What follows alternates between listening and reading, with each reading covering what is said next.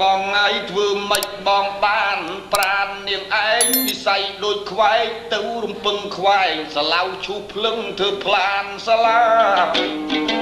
អើយបងស្រឡាញ់ស្ពើស្ទើនឹងសឡប់មាសទឹក10កូនបុគ្គលណា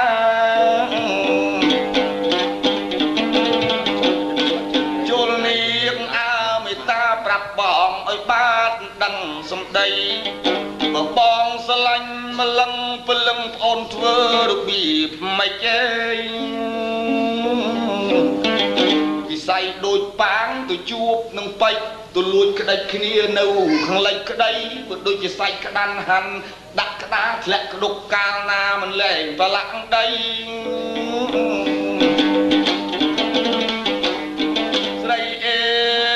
យស្រីនឹងលីនឹងគីគិតទៅយ៉ាងណា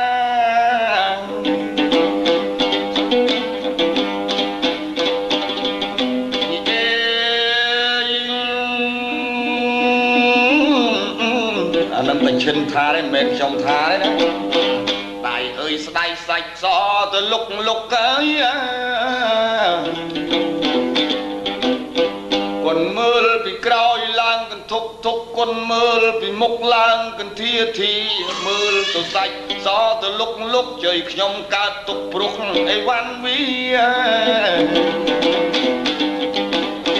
បងប្អូនញាតិមិត្តណាយមីងមាននេះជាឃ្លាតែឈិនគាត់និទានស្ដី